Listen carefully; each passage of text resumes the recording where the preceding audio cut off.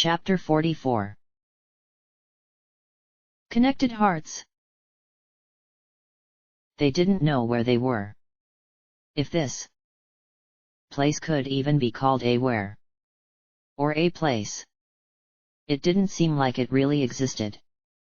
Or like they even really existed within it. They knew that, without Rinoa's power, they wouldn't have existed in this place at all.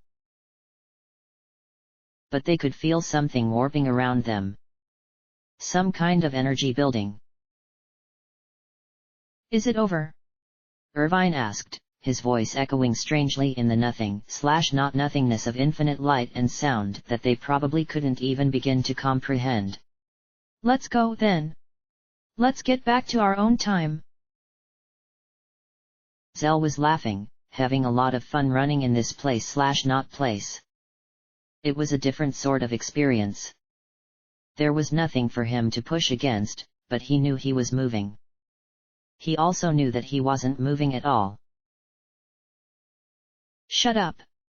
Selphie laughed as well, running past him. Not past him. Around him. Upside down and across from him.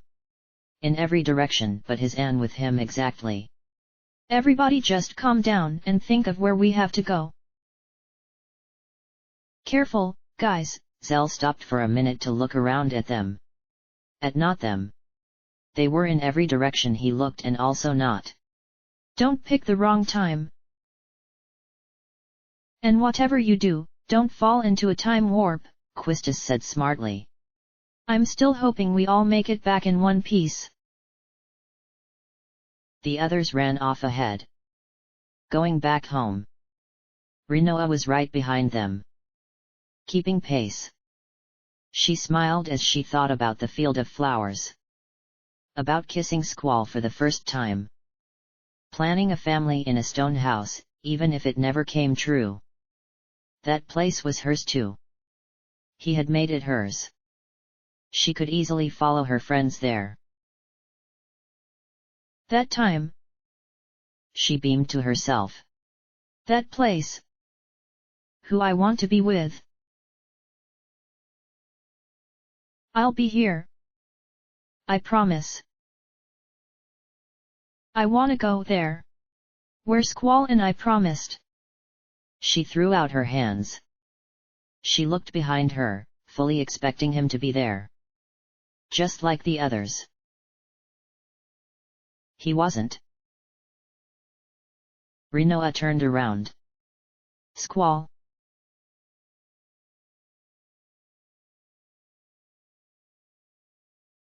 It was cold and dark here. Squall was running forward with all his might. Looking for the others. Chasing the bond that attached him to Rinoa. He could hear her voice calling out in his heart. Squall. Let's go home. Where are you? Where am I? Squall ran harder. Faster. He had to catch up to her. He knew exactly where to go. That time. That place. Where she would be waiting for him. Squall? Where are you going? A second set of footsteps, lighter than his own, had him turning. Almost hoping to see Rinoa even though he knew very well that wasn't the sound of her stride. He blinked at the small, brown-haired boy running towards him. Baggy, hand-me-down jeans only held on by a belt meant for a grown man. T-shirt flapping around his tiny chest as his hair bounced with each step. 5-year-old Squall struck a confident, determined pose. I'm gonna find Sis, he declared before running off. Squall. More footsteps. Squall realized his mistake when he saw young matron in her long black gown with her hair still unbound and free, running after little Squall. She slowed to a walk, a sad, heartbroken look on her face as the world faded into existence around him. There was the old stone orphanage, exactly how it was in his memories. whole and filled with warmth. Back when the flower beds hadn't grown out into a wide field, he could actually hear the other children playing and laughing inside.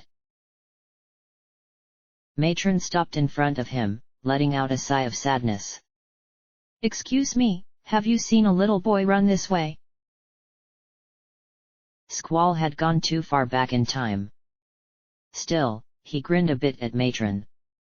At his own past. It was strange seeing it again. Knowing what lay in that boy's future. "Don't worry," he told his younger self softly. "It gets pretty rough from this point forward. But, trust me, it's all going to be worth it in the end." "You don't have to worry about him," Squall assured younger Matron. "That boy isn't going anywhere. He won't make it past the end of the field." Edia smiled sadly. "I know. I just feel sorry for him. The poor thing." Squall frowned. "It can't be that bad. I just wish I could tell him. I don't think he'll understand though. He just lost his elder sister. Well, his adopted elder sister. But I don't know how to tell him that she's going away for both of their safety." Squall was about to tell her that brute honesty would do it. Even as a child, Squall could take it. He might even appreciate it a bit. A bright light fizzing and popping into existence near the front door stopped him. Reflex had him reaching for his gunblade that had somehow appeared back at his hip. Ultimecia, back in her red dress with tattered black wings, appeared through the ground. She walked forward, her footsteps echoing as though she were walking through that nowhere place. "You're alive!" Squall gasped. Damn it! How was he supposed to protect Matron and all the kids from this monster alone? "A sorceress!" Edia gasped in surprise. "Yes, Matron," Squall growled tightly, walking in front of her. "I thought we had defeated her. Matron, please stand back. Gather the children before she can get to them." Her gentle hand on his arm surprised him. Edia smiled as she walked forward. "It's okay," she told him gently. "There's no need to fight. That sorceress is already dead." Squall frowned. Then looked from her to the still-moving Ultimecia. She didn't exactly look alive, he could agree, but nor did she look dead. "That sorceress is just looking for someone to pass her powers on to," Edia explained calmly. "In order to die in peace, a sorceress must be free of all her powers. Otherwise she'll continue to roam like that, unable to die but not actually alive. I know. For I am a sorceress as well." That rule still applied. Ugh. Sorceresses. "I shall take that sorceress's powers," Edia said, stepping forward. "I don't want one of the children to become one. I can't disappear yet."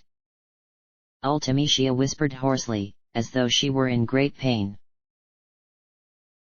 Edia stopped in front of her. The process happened automatically and immediately. Noxious, familiar purple gas, purple magic, escaped from Ultimecia and sank into Edia. Edia let out a strangled sound.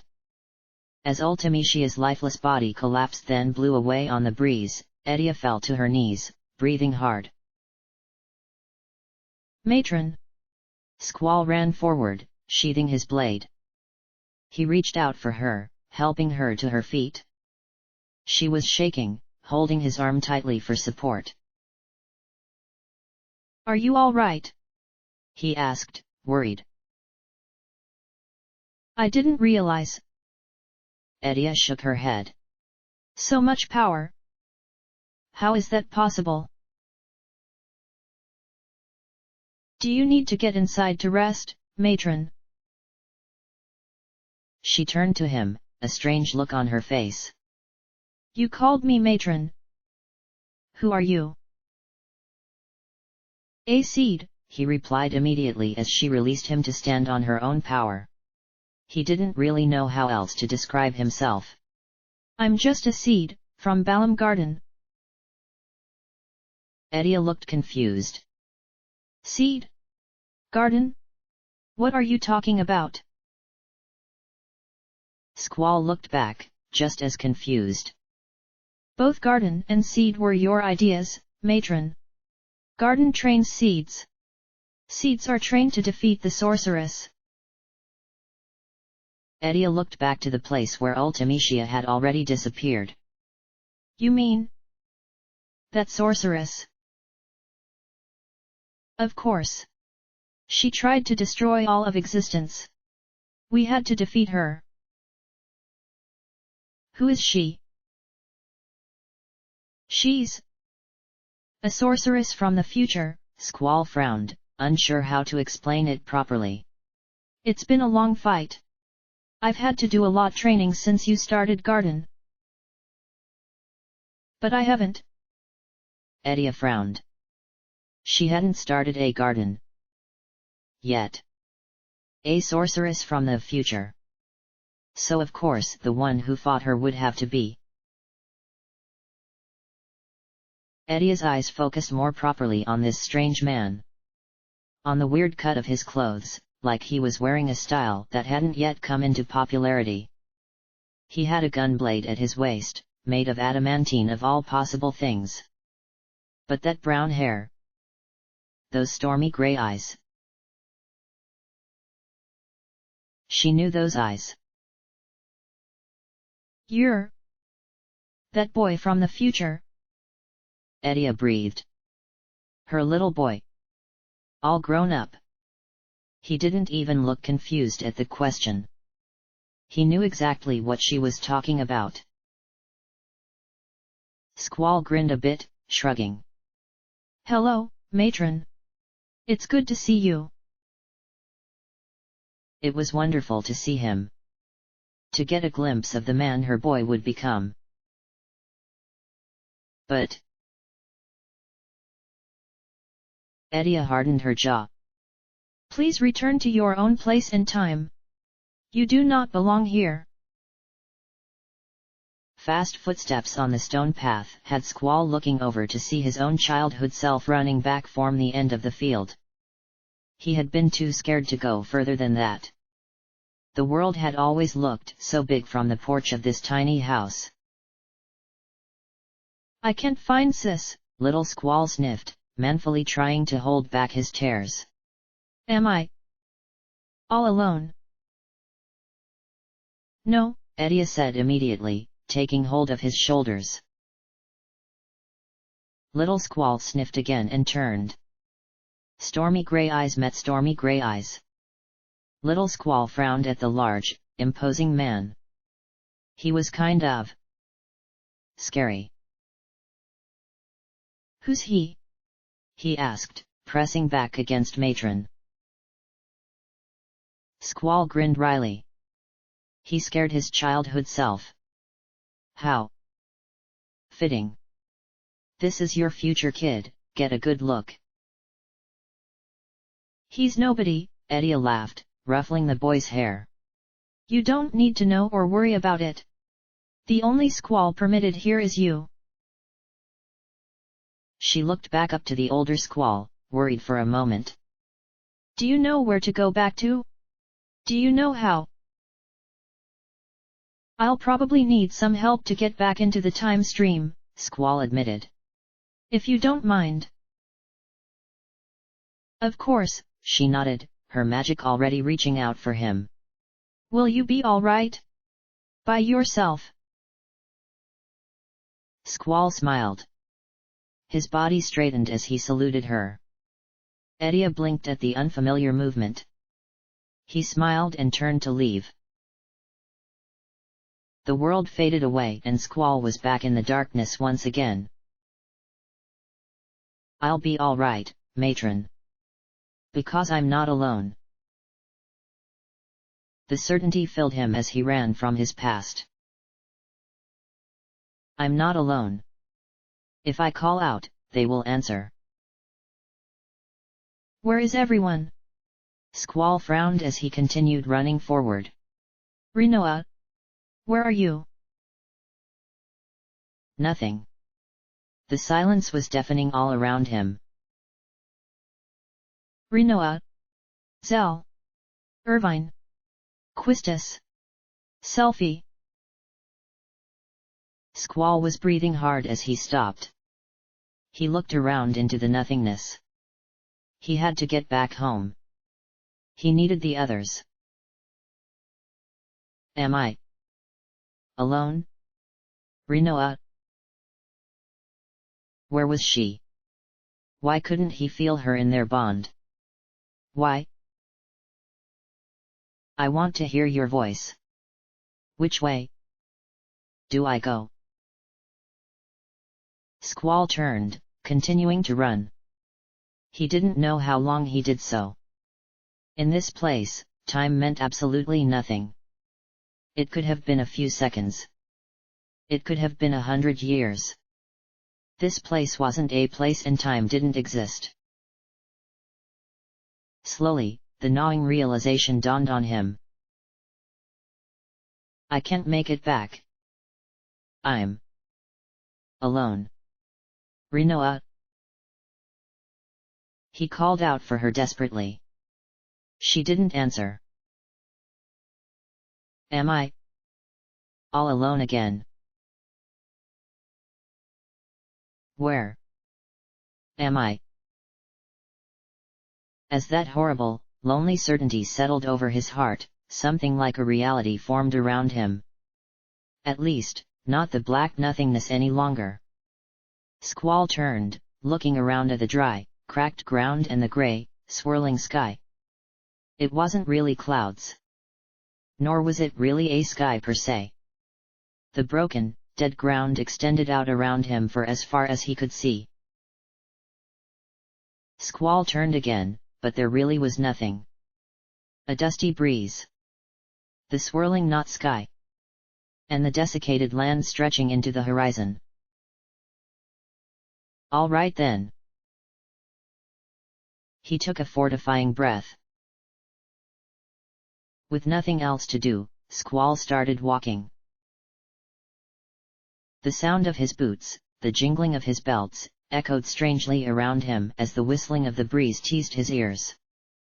Squall turned back only once, but still saw nothing.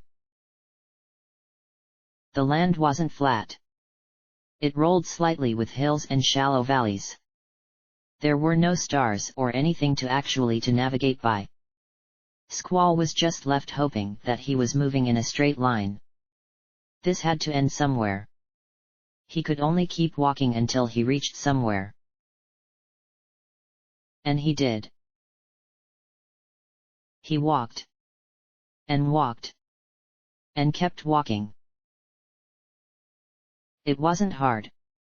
He could run for miles, walking was no issue. But it just kept going. On and on. As the night sky darkened and it got uncomfortably cold. For the second time in too short a period, Squall felt that cold. He could feel Shiva and Bahamut in his head, but it was like they were muted. Just keep walking. Keep going. Keep. His boots slipped against the ground and he almost didn't catch himself. Squall wasn't sure how far he had walked. It felt like it was going on into infinity. He was actually getting tired. Just from walking, from doing it for so long. It was getting hard to lift his feet. To even lift his head. Squall had to focus his eyes on each step or he'd trip over himself or the ground and fall. And because he was doing so, he didn't notice until his boots were right on the line that he had finally reached the end of the desert. And it literally ended. In a drop-off. that fell into nothing. The darkened, grey night sky was swirling all around down even below. Squall let out a breath and turned, resigned to the return trip. He stopped. He blinked. His head turned and looked around at the very tiny piece of land he was standing on. No wider than a few paces in either direction. Squall's head started spinning. Dizzy from exhaustion, from exertion. He just managed to turn away from the edge of the cliff before his knees gave out and he dropped down. A puff of dust burst up when he hit the ground. His legs were jelly as Squall panted just a bit. Then. That was it.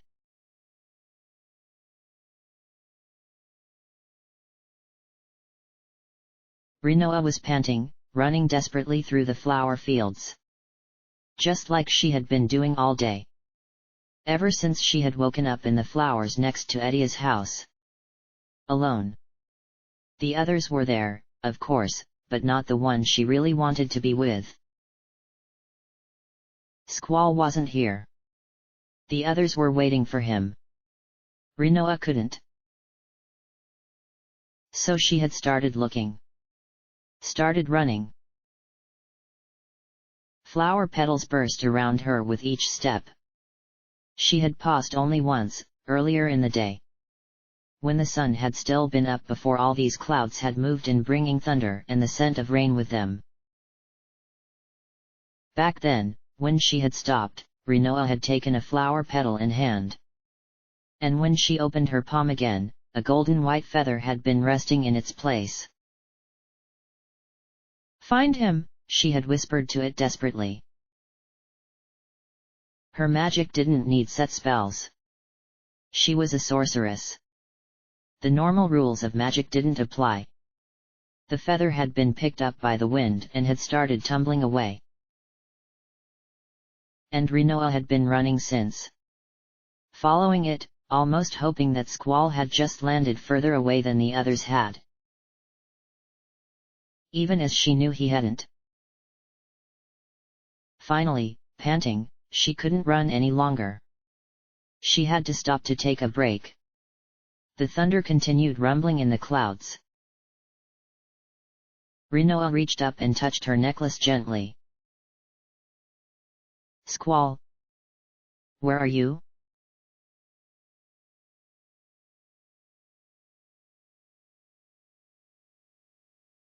Squall was having trouble focusing his eyes. He was just too tired. He felt like it would be a really bad idea to fall asleep here though. Like if he did, he might never wake up. The tiny flash of white almost escaped his notice. Squall blinked, having trouble understanding what he was looking at. He didn't recognize the golden white feather until it was floating down past his face. Staring in wonder, he lifted his hand and caught it. And suddenly found himself in a field of flowers. Surrounded by a golden light. Right behind Rinoa. He could almost see the golden wings extending from her back. It was her. She was here. Squall opened his mouth to cry out for her. No sound escaped his throat. Squall frowned and tried again. Nothing. She was right there. He only needed to reach for her. Rinoa started to turn. But he couldn't see her face. Squall's heart raced. They weren't in the flower field any longer. They were back in the ballroom at Garden. The couples were dancing all around them and Rinoa was looking up at the stars. At the shooting star that had pointed him to her. She turned. He couldn't see her face. Squall was panting. Panicking now. She turned again. Why couldn't he see her face? Again. No. Again. No. No. Why couldn't he see her? She was right there. He knew this moment better than any in his life. It was the best moment of his entire existence. Why couldn't he remember? There she was again. In the ballroom. No. She wasn't. She was gone. Erased from his memories. Had she ever even been there? But she had. He knew that she had. She still had his ring. She still had his heart. He could still remember. No. He couldn't. The others. Right. He knew them. Their faces. Zell, Selfie, Quistis, Irvine. Even Cypher. They were all clear as bells. Why couldn't he remember her face? Her voice? She had walked towards him on the dance floor. Right? She had reached for him even when all the others had run off. Hadn't she? He hadn't imagined that. He couldn't imagine that. There was no way his mind could create something as perfect as her. The way she danced with him. The way she laughed with him. She drove him to do things he would never have done on his own. He hadn't imagined that. He couldn't. But he could still see her walking away. Leaving him alone on the dance floor. They all leave eventually. Rinoa. Don't leave. Gone. Another memory of her gone. Her eyes. Her laugh. Her voice. Why couldn't he hear her voice? There she was. Out in space. Dead. Dead because he failed her. He always failed her. She was lost now and he was the only one to blame. He had nothing without her. He was nothing without her. Her feather floated gently to the ground. In this nowhere place. In this nowhere.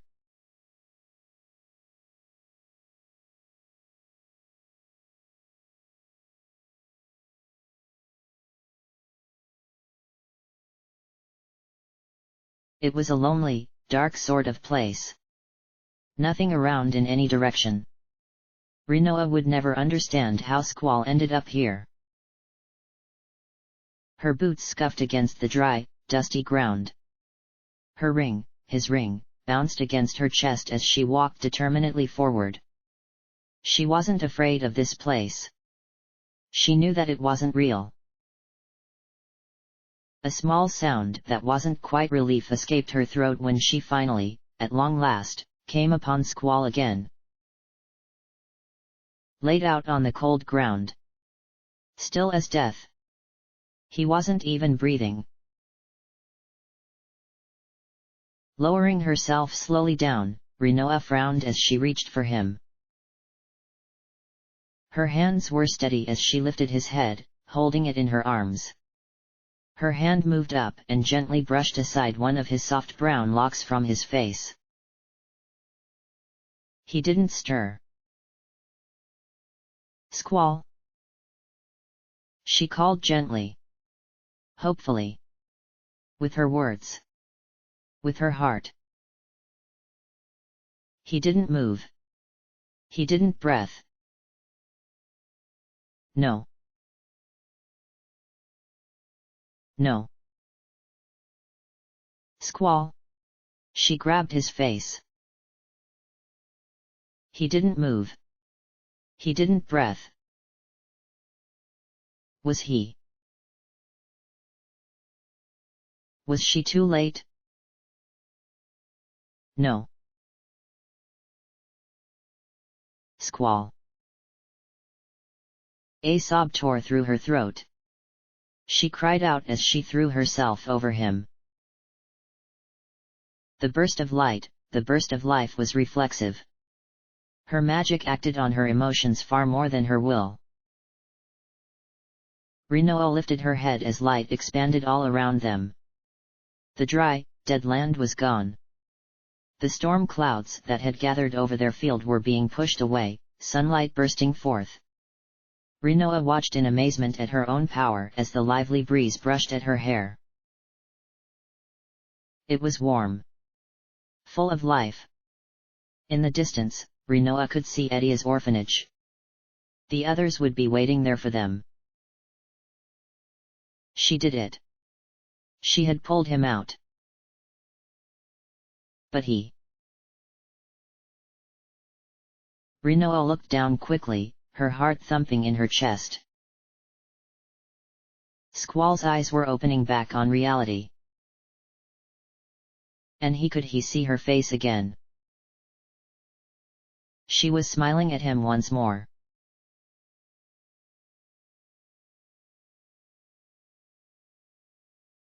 Okay, so fishing wasn't the most exciting of tasks. But it was calming. And meditative. And Cypher was supposed to be seeking out both things.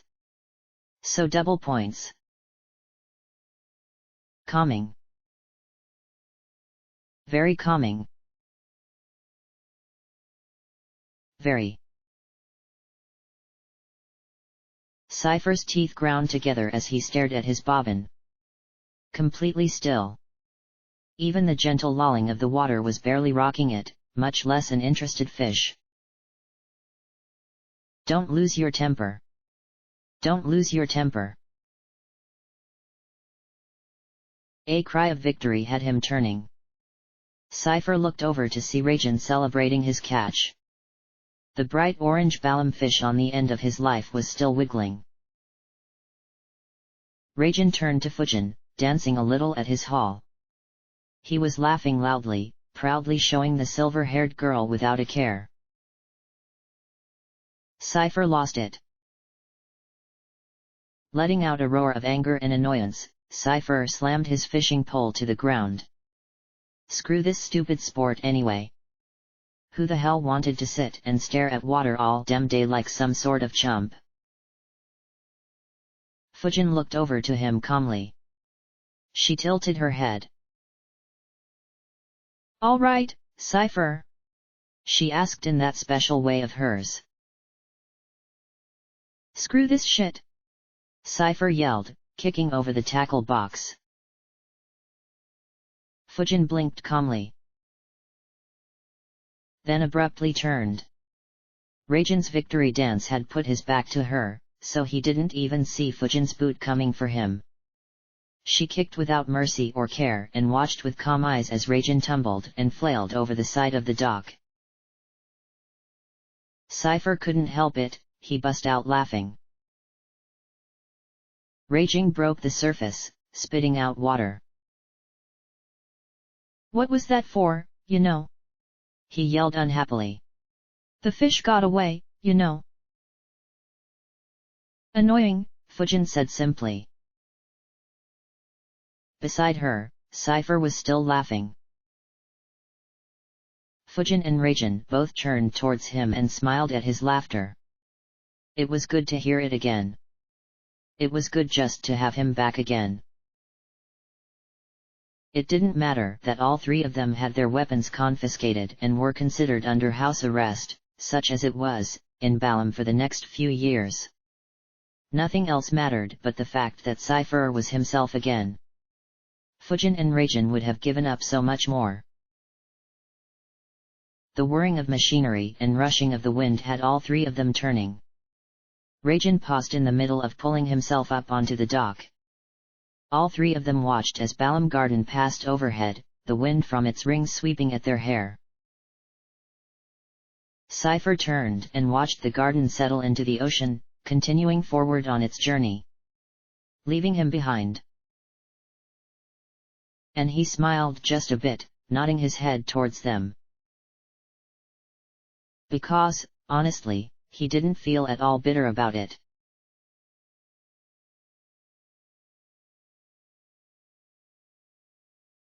It had been a long time since Laguna had walked this path. He let out a long breath as he looked over towards where Windhill waited in the distance. He hadn't been here too long. Honestly, he had never really planned to go back. Though he spent his own personal money paying SDR soldiers to guard this place, he himself hadn't wanted to walk this place again. Until recently. Lifting his hand, Laguna looked down at his palm. At the silver band that still glistened on his ring finger. He could still remember so clearly. It was night. The spring air was cool. And Laguna was looking at the ring in his palm wondering if he actually had the nerve to go through with it. Nope. He didn't. He couldn't. Laguna? I was looking for you. What are you doing all the way out here? He jumped almost guiltily and turned. His hand quickly hid behind his back. He wasn't at all surprised to see Rain there. She smiled at him, her stormy gray eyes bright and curious. Hey, he grinned at her sheepishly. Come on, Laguna. Be a man. Kiro said he was watching Elle tonight because you wanted to talk to me. What's up? Oh, well. Laguna scratched his head nervously. Rain tilted her head at him curiously. She was so pretty in the moonlight. You can't do it. Abort mission. Abort mission. Oh, I just remembered something I have to. Laguna turned quickly to walk away. Laughing, Rain rushed after him. She reached out. Come on, Laguna. What? Laguna didn't think about it. He turned, taking her hand, and slipped the gleaming silver ring onto her finger in one smooth motion. His heart was in his throat as Rain gasped. He watched as she stared, her pretty eyes wide, at the ring. At his ring. At the unspoken question he couldn't manage to fight past his suddenly numb lips. Say something, Rain. Please. She looked up at him and a smile broke out over her face. She laughed in disbelief once, twice, cradling her hand to her chest. Laguna smiled and held up his own hand, showing her the matching ring on his finger. Just so you know, you and this town are enough for me. Rain was smiling, tears swimming in her eyes, as she held up her own ring. Their matching rings, as he finally spoke the words she had been dying to hear. Rain Leonhardt, will you marry me? Yes. She rushed forward, wrapping her arms around him. Laguna's arms closed in around her, embracing her in his wonderful scent and warmth. The tears were almost falling from her eyes as she held on tightly. The nerves, the fear, the uncertainty all settled in his stomach at her enthusiastic answer. Laguna smiled, grateful to whatever force of fate had put her in his path. And now, 18 years later, Laguna could finally come back to this place. To the headstone that had been set in this lovely field that he had asked her to marry him in. Rain lawyer carved in stone for all of time. Sorry I'm late, Laguna said, kneeling down in front of her. But I'm home. The wind blew gently at his face. And he almost felt like he could smell her perfume again. Uncle Laguna. He turned and looked over his shoulder. He smiled at his little pixie girl walking towards him down the hill. Kiros and Ward were standing back and watching the two of them. Elon beamed, waving. Come on. We're going to miss the memorial if you don't hurry. Yeah. I'll be right there. Laguna waved back at her. Our little Elle sure grew up nice, hey? I haven't seen a prettier girl since I first saw you. It was Elon looking up and over his shoulder that had him turning, even before Laguna heard the engines of Balam Garden. He smiled as it passed overhead, stirring up flower petals and leaves in its wake. Laguna smiled gently as it floated on by. Our boy grew up pretty well, too. Even if I had nothing to do with it. He's all you, Rain. You would be so proud.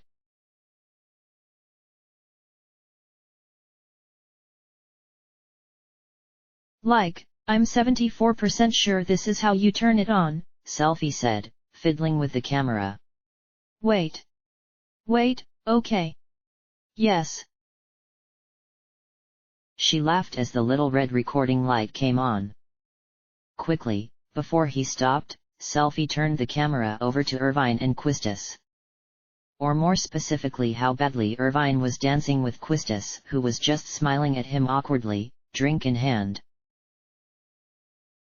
Selfie laughed at the sight. Irvine had no rhythm whatsoever. At least not in dancing. He did a quick spin, really getting into it. Then Selfie's laughter caught Quistis's attention. The blonde woman turned and smiled as the camera focused and zoomed in on her. The party made a great backdrop. Looking good, Assistant Commander, she beamed at her. Is that my camera? Quistis asked, laughing.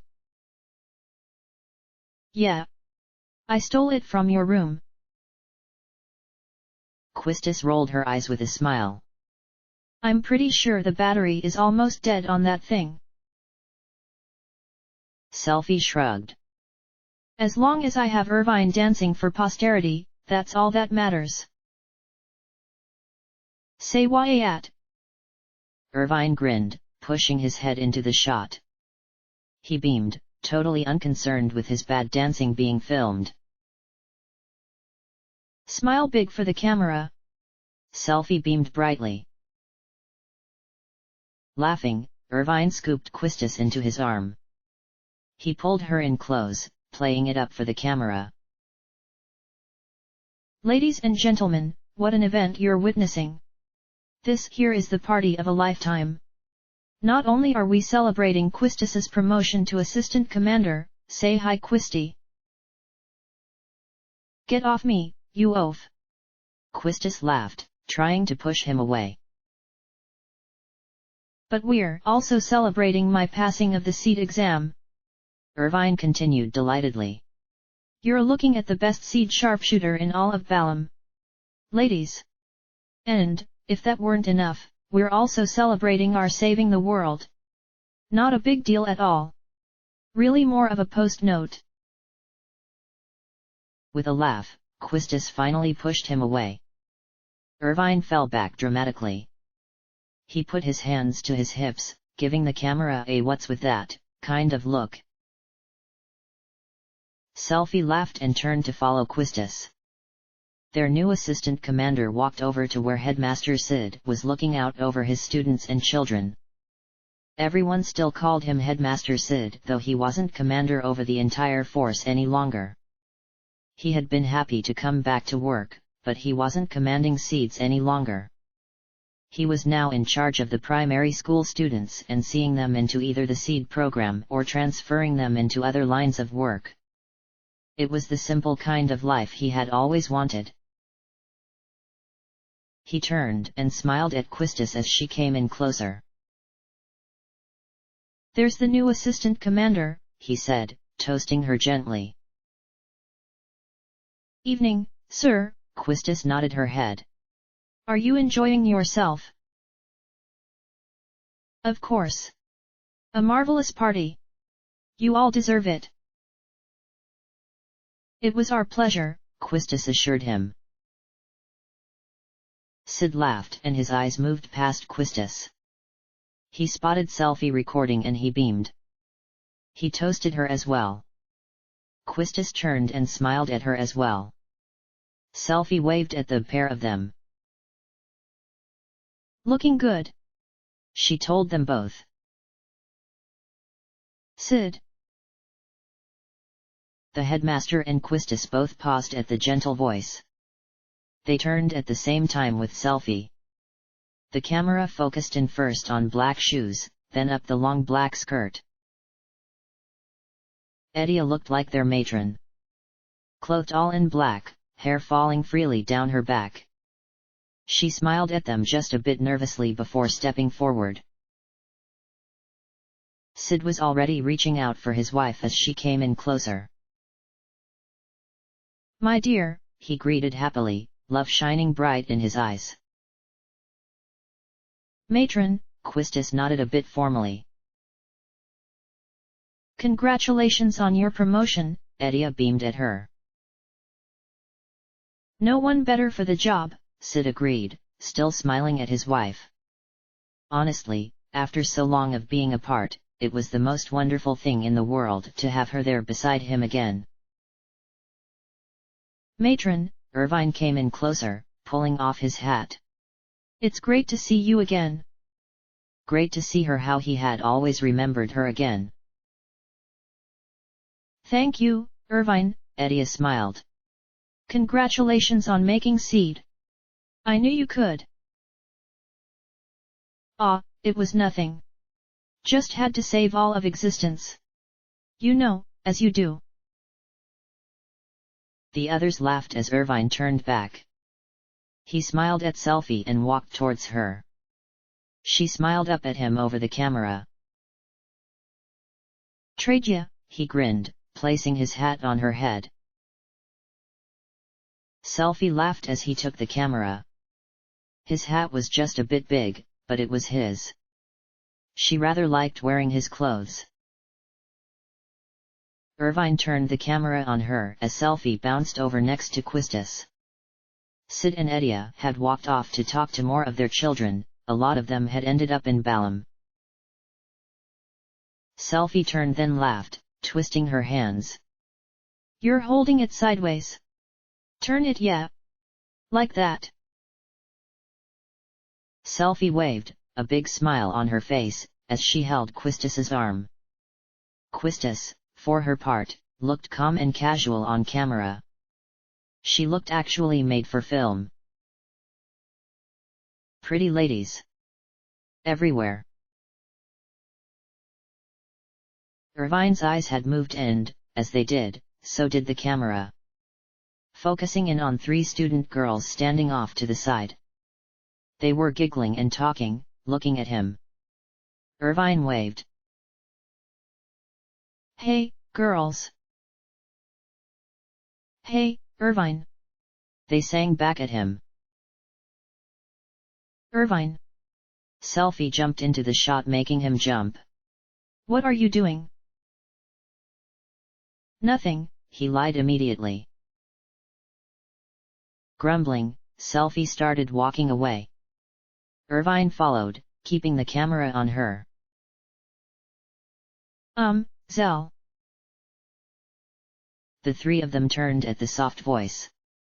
Zell, who was chilling at a table, looked over when the library girl came in close.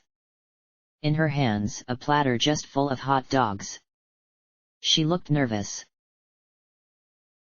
I know how it's hard for you to get up in the mornings since you work so late at night, she said, shifting her weight between her feet. So, I thought I should try to help you out. I got up early and put these on reserve for you. Zell blinked. Wait. Those are mine? All of them? The library girl nodded, setting them down in front of him on the table. I got you a bunch of different styles since I didn't know what you liked. Is that okay? Zell stared, flabbergasted, at the offering for a moment. Then, woman, I am going to marry you one day, he announced loudly. The library girl squeaked, her face blazing red, as Zell started shoveling hot dogs into his mouth. That escalated quickly, Quistis said as Selfie laughed. We have proof of that on camera now. Think she'll want a copy?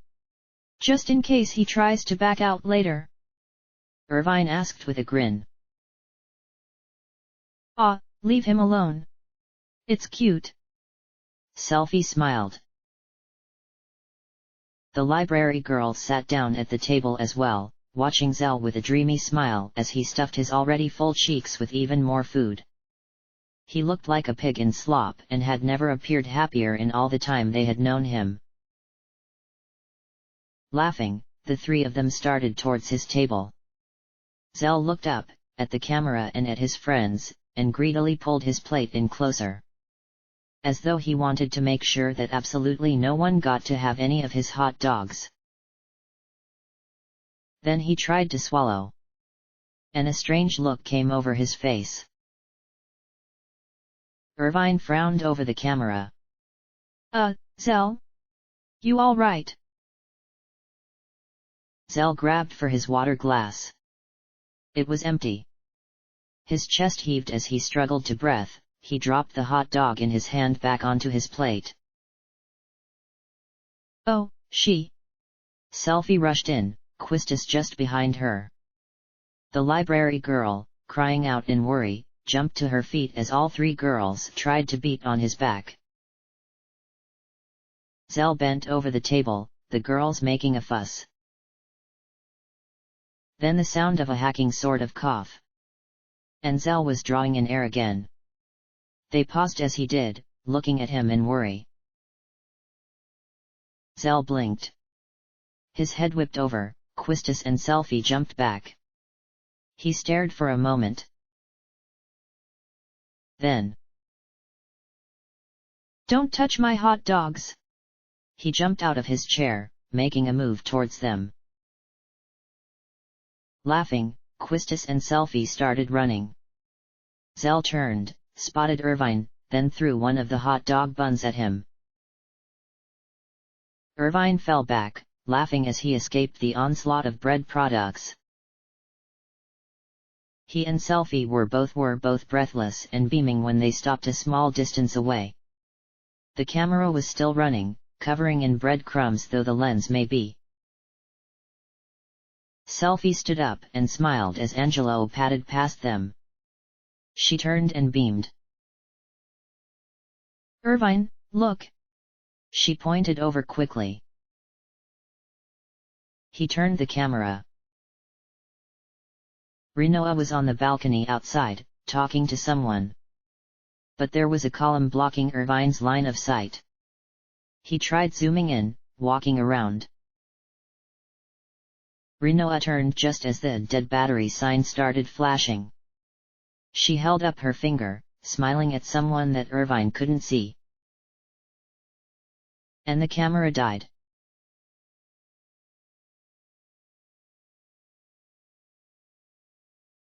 Balam had chosen to float over the water for tonight's party. Still as obsidian glass, reflecting the stars above with perfect clarity, it was a breathtaking sort of sight. Rinoa turned her eyes over all of it, trying to absorb the beauty of the moment. She gasped in delight when a shooting star flashed across the sky. She turned and beamed. Just like that first night, she held up her finger. Squall, who had been watching her more than the stars, smiled at the familiar movement. A real, honest-to-goodness, smile. "You know, I still don't know what that means," he said, grinning. Rinoa laughed. "Why must it mean anything?" Squall laughed with her. He reached out and took her by that hand. Turning her around. Rinoa beamed as he slipped his hand around her waist. They fell into the kiss easily. It was familiar now. Comfortable. It felt so good to have the warmth of her in his arms, the scent of flowers that clung to her skin in his nose. Squall no longer exuded the cold like he was a human icicle. He was just the right temperature as Rinoa pressed herself into him, losing herself to his kiss. No oh. Irvine's plaintive cry broke them apart. They both turned, looking into the ballroom as Irvine cried over a camera. Did it die? Selfie asked in dismay. That would have been such a perfect shot. Irvine cried. Rinoa laughed, leaning into Squall's chest. He rolled his eyes, still holding her. Don't you have anything better to do? He asked them with a small grin. No. I'm pretty much free all night. Irvine smirked. Come on, Selfie. Let's go see if we can find some batteries and catch them going at it again. Rinoa smiled up at Squall. What do you say we really give them a show next time? Let Irvine learn a lesson or two. Actually, I was just thinking that I'd enjoy a much smaller audience, Squall said. Rinoa leaned back, a bit surprised. You mean? My room on the 3rd floor is finally ready, Squall grinned. Want me to give you the tour? No. But I would like you to take me up there and make love to me, she said immediately, pulling on his hand. Squall laughed. Right to it, hey. I thought you appreciated people being straightforward. She grinned, her voice pitched just a bit lower. Like she was trying to seduce him. As if she needed to even try. Squall grinned as they walked, hand in hand, through the ballroom. Past all their friends and family. All of them, everyone, having a good time. His garden was safe. His world was safe. And, for the first time in far too long, Squall was happy right along with them. Rinoa's hand was warm in his. Their heartbeats synced together. A small flush on her cheeks as she thought about what waited for her above in his room. Friends. Family. And each other's love. Right where they belonged. Their hearts as one.